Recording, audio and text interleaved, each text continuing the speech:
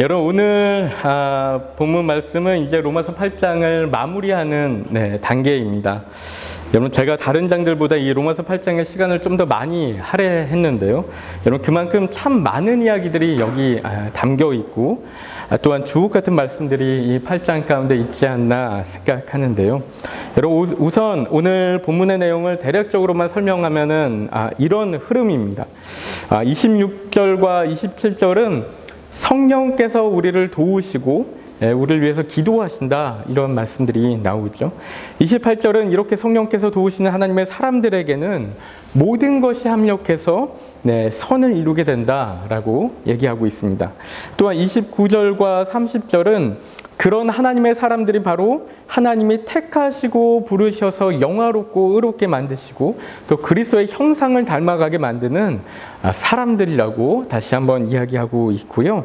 또 31절부터 39절까지는 꽤 장황하게 우리가 이런 하나님의 사람들, 하나님의 자녀들이기 때문에 세상 그 어떤 것도 우리를 정죄할 수도 없고 우리를 하나님의 사랑에서 절대로 끊을 수 없다.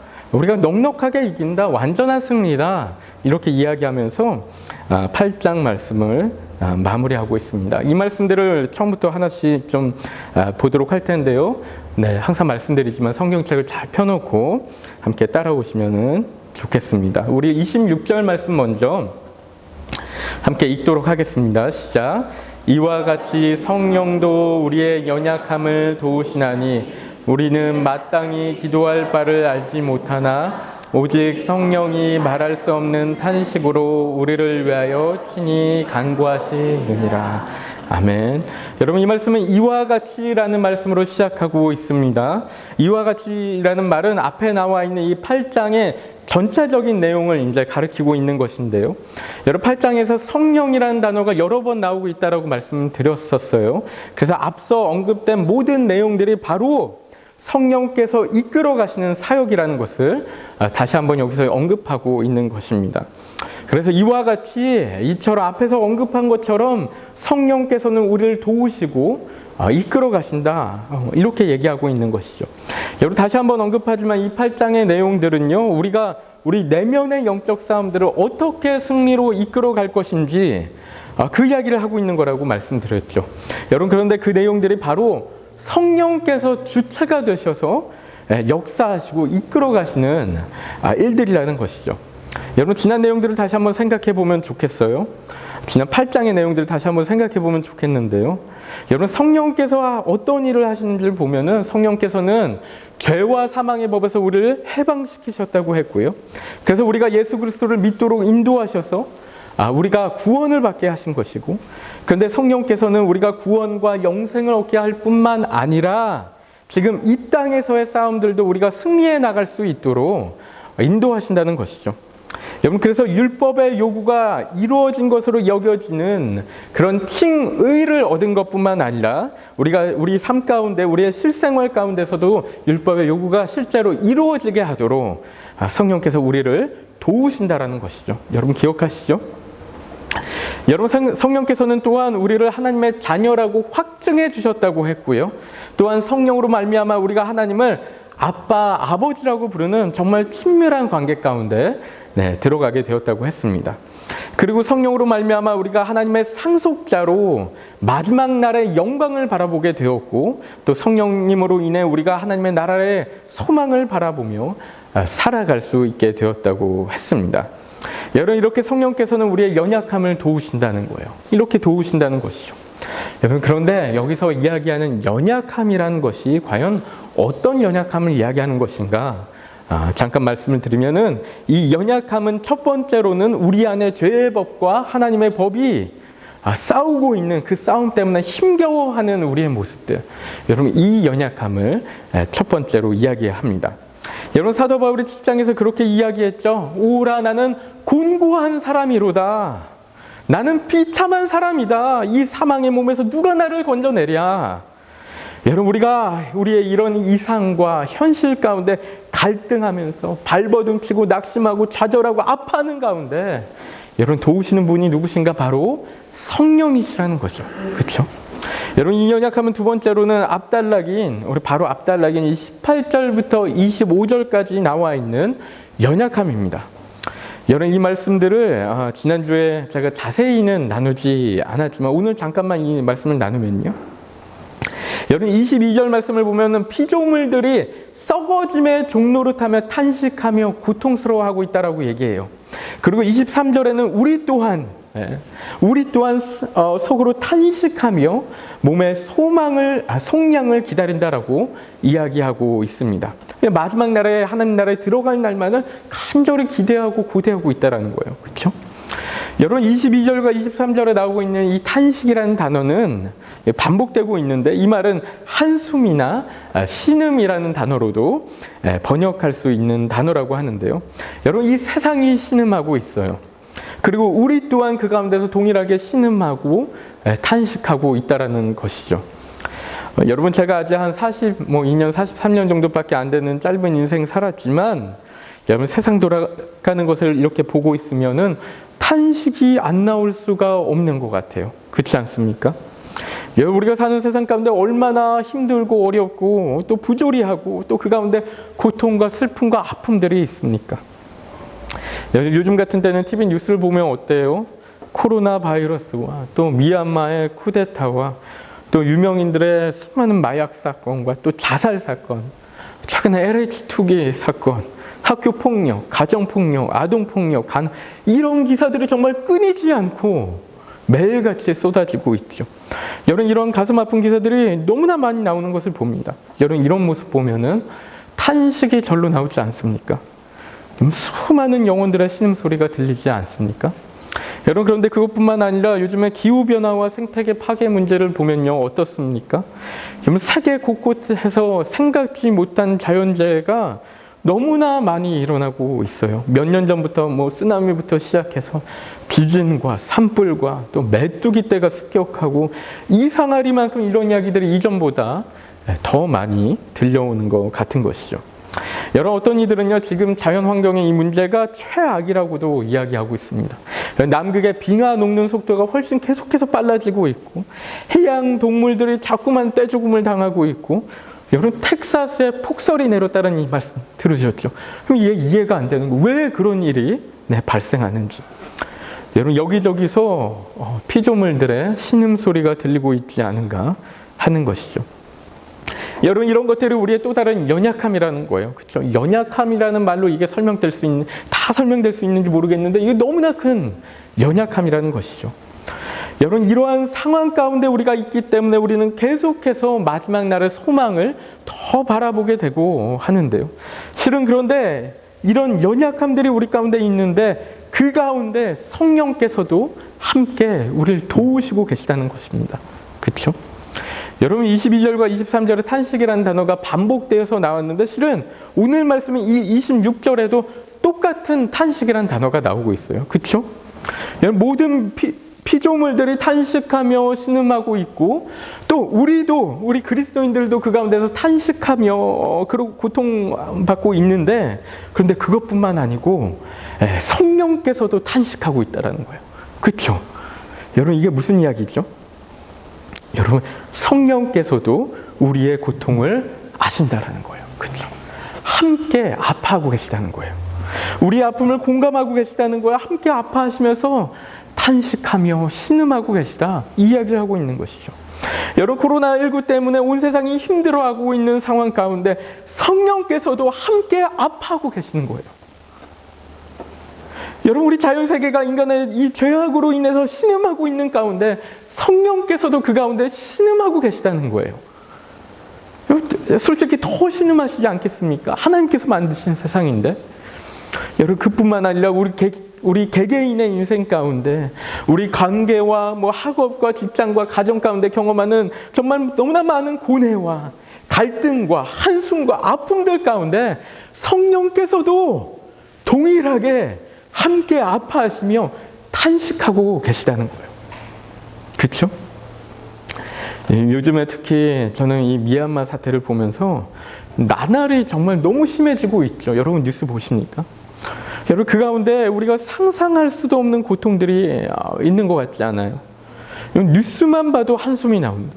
정말 한숨이 나오더라고요. 막 보면서 어떡하냐 저 사람들 정말 저 나라 어떻게 하냐 한숨이 나오는데, 여러분 그 사태 한가운데 있는 사람들은 정말 얼마나 신음하고 있을까, 얼마나 아파하고 있을까.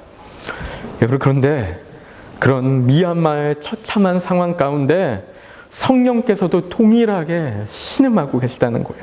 그렇죠? 여러분 그런데 성령께서는 그저 탄식만으로만 끝나는 것이 아니라 26절 말씀 보면 뭐라고 얘기해요? 우리는 마땅히 기도할 바를 알지 못하나 오직 성령이 우리를 위해서 친히 기도하신다 그러고 있습니다. 여러분 우리는 어떻게 기도해야 되는지 몰라요. 우리는 이러한 상황들 가운데 우리가 도대체 어떻게 해야 하는지, 어떻게 기도해야 되는지 갈피도 못 잡고 있을 때가 너무나 많은데, 그래서 상황이 너무나 처참해서 혹은 하나님의 뜻이 도대체 무엇인지 모르겠어서, 무엇이 옳고 그른지조차 몰라서 여러분 어떻게 기도해야 될지 모를 때가 있는 거예요. 여러분 그래서 기도한다고 앉아 있어도 그냥 막막하기만 하고 그럴 때가 있어요. 그렇지 않습니까? 여러분 우리가 뭔가를 위해서 간절히 기도한다고 하더라도 여러분 우리가 마땅히 기도해야 하는 대로 기도하고 있는지도 모를 수 있어요. 그렇죠? 여러분 엉뚱한 기도만 하고 있지 않을까, 이런 생각도 드는 것이죠. 여러분 그런데 그런 가운데서 여러분 뭐라고 합니까? 성령께서 친히 우리를 위해서 기도하신다는 거예요. 그렇죠? 여러분 그런데 27절 말씀 보니까요, 여러분 이 성령께서 어떤 분이세요? 하나님의 뜻을 온전히 하시는 분이라는 거예요. 그렇죠? 하나님의 뜻을 온전히 하시는 성령께서 우리를 위해서 간구하고 계시다, 이렇게 이야기하고 있습니다. 여러분 생각해보면 이 말이 재밌지 않습니까? 성령께서 우리를 위해서 간구하신다라고 그래요. 간절히 구하신다라는 거잖아요. 성령 하나님이신데 왜 간구하실까? 네, 그렇죠? 그럴 필요가 있는가? 생각할 수 있어요. 기도하신다라는 표현도 동일하죠. 왜 기도하실까? 성령께서. 그럴 필요가 무엇일까 생각하는데, 실은 26절 말씀과 좀 연결해서 생각해야 되는 건데요. 우리가 마땅히 기도할 바를 알지 못한다고 했는데, 여러분 이 말은 우리는 정말 어떻게 기도해야 하는지 모르지만 우리 안에 계신 성령께서 알고 계시니까 괜찮다라는 거예요. 그렇죠? 여러분 때로나 우리가 하나님의 뜻을 몰라서 막막하기만 하고 아무 말도 못하고 또 엉뚱한 기도만 하고 있을 때도 있을 수 있지만, 여러분 우리 안에 있는 성령께서 다 알고 계시니까, 하나님의 뜻을 알고 계시고 그 성령께서 우리의 영과 더불어서 함께 기도하시니까 여러분 괜찮다라는 거예요. 여러분 그렇기 때문에 우리가 열심히 기도하다 보면 어떻습니까? 하나님께서, 성령께서 우리의 기도를 이끌어 가시는 것을 경험하게 돼요. 여러분 그렇지 않습니까? 또 우리의 기도를 변하게 하시는 것을 경험하는 거예요. 여러분 그게 우리 안에 성령께서 우리와 함께 기도하고 계시다라는 증거라는 것이죠. 우리의 기도를 도와주시는 것입니다. 여러분 그렇기 때문에 우리가 기도를 어떻게 해야 하는지 모르겠다고 여러분 기도를 아예 하지 않거나 꼭 무슨 거룩하고 올바른 기도만 하려고 그렇게 애쓰지 않아도 괜찮다라는 것이죠. 왜냐하면 성령께서 우리 안에서 우리의 영과 더불어서 기도해주고 계시기 때문에 여러분 우리는 그냥 믿음으로 나가면 돼요. 주님 앞에 나가만 있어도 돼요. 무릎 꿇고만 있어도 돼요. 여러분 어떤 선교사님 말씀 들어보니까 그냥 주여 하고 외치기만 해도 된다라고 말씀하시더라고요. 우리가 그렇게 하나님께 나아가서 기도하다 보면은 성령께서 우리를 인도하시고 우리의 기도를 인도하시고 정말 우리가 하나님의 뜻을 발견하고 하나님께 나아갈 수 있도록 인도하신다라는 것입니다. 여러분 그래서 실은 이 말씀을요. 그런데 실은 이 말씀을 방언 기도하고도 많이 이제 연결해서 말씀하시는 분들도 있어요. 여러분 이 가운데 방언의 은사 받으신 분들이 몇 분 계신지 제가 잘 모르지만 이렇게 방언으로 기도하는 것이 바로 성령께서 우리를 위해서 기도하시는 거다. 이런 이야기들도 하십니다. 그래서 이 가운데 이 방언의 은사를 혹시 받으신 분들이 있다면은 방언으로도 계속해서 많이 좀 기도하도록 노력해 보시면 좋겠습니다. 여러분 그래서 이렇게 우리의 연약함 가운데도 어려움들 가운데도 성령께서 우리를 위해서 기도하시고 인도하시기 때문에 그렇기 때문에 28절 말씀 보면 뭐라고 하냐면 그렇기 때문에 이 모든 것이 합력하여 선을 이룬다라고 이야기하고 있는 거예요. 여러분 이 말씀이요 때로는 오해를 받을 때가 있는데요. 이 28절 말씀이 우리가 함께 협력할 때 하나님의 일을 더 잘할 수 있다 이렇게 이해를 하는 경우들도 간혹 있죠. 그런데 그런 이야기가 아닌 거예요. 그런 얘기가 아니라 이 말씀은 우리의 수많은 연약함과 어려움과 아픔의 시기들, 고통스러운 일들 가운데도 분명히 그 가운데서 성령께서 일하고 계시고 성령이 우리를 도우고 계시고 또 인도하고 계시기 때문에 그렇기 때문에 그 모든 일들이 연결돼서 하나님의 하나님의 뜻을 이루어 가신다라는 말씀이라는 것이죠. 여러분 그래서 공동번역에서는 이렇게 번역하고 있어요. 우리 뒷말씀만 함께 읽어보면요. 시작. 모든 일이 서로 작용해서 좋은 결과를 이룬다는 것을 우리는 압니다. 네. 모든 일들이 우리 과거의 모든 일들, 아픔들, 고통들, 뭐 또 좋은 일들 이런 것들이 연결하고 작용해서 좋은 결과를 하나님의 선을 이룬다라는 것이죠. 여러분 그런데 이 말씀이 그냥 아무에게나 적용되는 그런 말씀이 아닌 것을 우리는 기억해야 합니다. 여러분 이 말씀은 그리스도인들을 향해서 하고 있는 말씀이라는 거예요. 여러분 그래서 그리스도의 영을 지닌 사람들, 양자의 영을 받아서 성령의 처음 익은 열매가 된 그리스도인들, 그러니까 우리를 향해서 하고 계신 말씀이라는 것이죠. 여러분 믿지 않는 분들에게도 이런 일들이 없는 것은 아니겠죠. 그렇죠. 과거의 어려움들이 이후에 약이 되는 어떤 일들이 있고 또 과거에 있던 여러 가지 일들이 마치 퍼즐이 맞춰지듯이 뭔가 미래에 이루어지는 그런 일들도 분명히 있을 거예요. 그런 이야기들도 많이 듣게 됩니다. 여러분 하지만 항상 그런지는 모르겠어요. 항상 정말 그런지는 모르겠는데 그런데 믿는 이들에게는 정말로 그렇다라는 거예요. 결국에 모든 일이 연결되고 작용해서 하나님의 선을 이루어간다는 거예요. 우리에게는 마치 퍼즐이 맞춰지듯이 우리의 어떤 과거의 일들이 다 하나님의 뜻을 위해서 하나님 나라 안에서 하나님의 선을 위해서 합쳐지고 놀라운 그림이 이루어진다는 거예요. 여러분 왜냐하면 우리는 하나님의 영의 인도하심을 받는 하나님의 자녀들이기 때문에 그렇다라는 것이죠. 여러분 28절 말씀 가운데 그 대상이 어떠한지를 이야기하고 있는데요. 보면은 이렇게 얘기하죠. 하나님을 사랑하는 자, 그리고 곧 그 뜻대로 부르심을 입은 자들이라고 해요. 여러분 공동번역에서는 이렇게 얘기해요. 이 말을 하나님의 계획에 따라 부르심을 받은 사람들이라고 이야기하고 있습니다. 여러분 그래서 우리가 정말 하나님을 사랑하는 사람이라면 여러분 우리가 정말로 하나님의 계획을 위해서 택함을 받은 사람들이라면 여러분 그렇다면 거기에는 어떤 의심의 여지 하나 없이 우리의 삶을 통해서 하나님의 뜻이 너무나 분명하게 이루어진다는 거예요. 그렇죠? 여러분 이 29절과 30절 말씀이 하나님의 뜻대로 부르심을 받은 자들에 대해서 설명하고 있는데요. 우리가 함께 이 두 구절 말씀 읽어보도록 하겠습니다. 시작. 하나님이 미리 아신 자들을 또한 그 아들의 형상을 본받게 하기 위하여 미리 정하셨으니 이는 그로 많은 형제 중에서 맏아들이 되게 하려 하심이니라. 또 미리 정하신 그들을 또한 부르시고 부르신 그들을 또한 의롭다 하시고 의롭다 하신 그들을 또한 영화롭게 하셨느니라. 아멘. 여러분 이 말씀 가운데서 하나님의 부르심을 받은 자들이 어떠한 자들인가 이야기하고 있는데 첫 번째로는 하나님이 미리 아신 자들이라고 이야기하고 있습니다. 여러분 29절 말씀인데요. 태어나기 전부터 하나님께서 미리 알고 계획하신 사람들이라는 거예요. 여러분 이것은 마치 하나님께서 예레미야 선지자에게 하셨던 말씀하고 똑같은데요.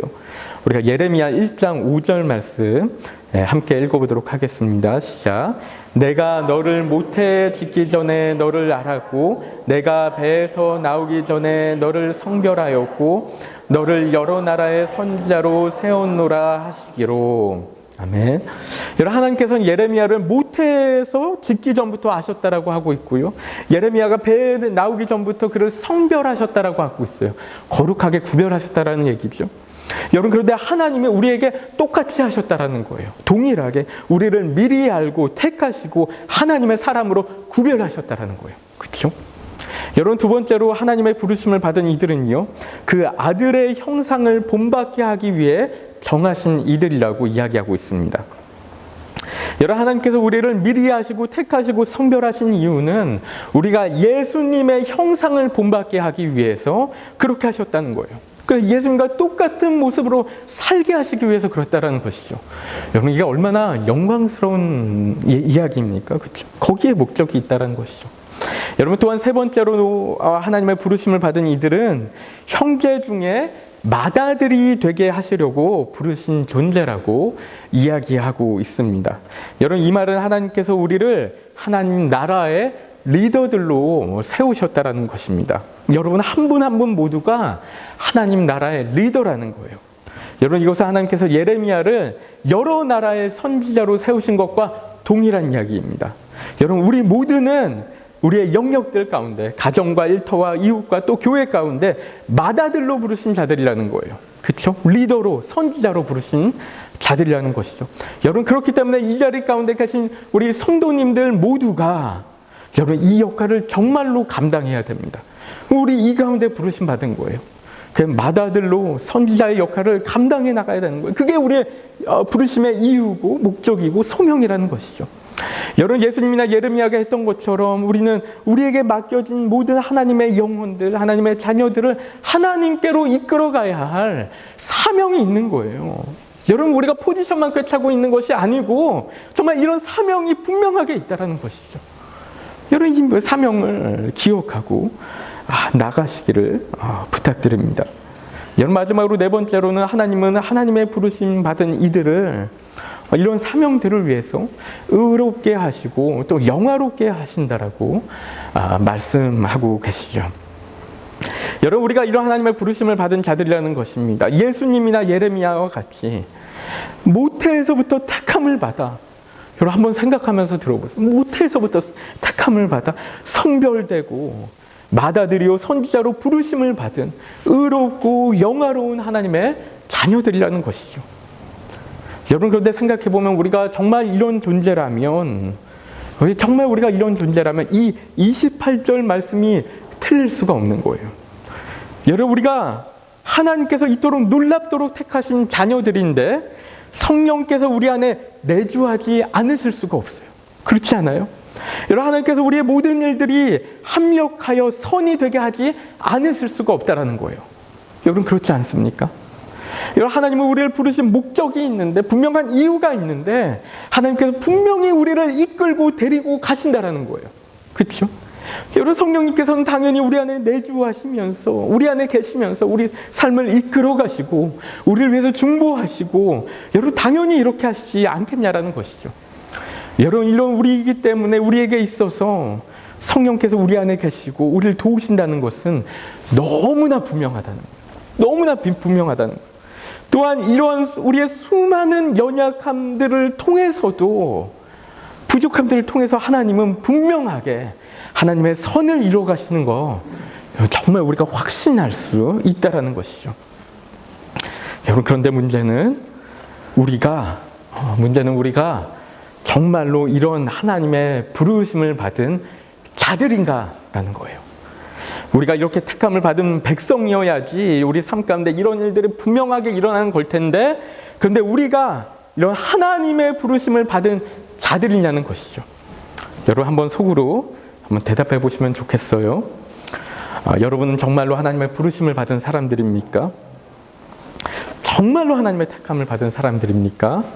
여러분, 그렇다고 대답하실 수 있겠습니까?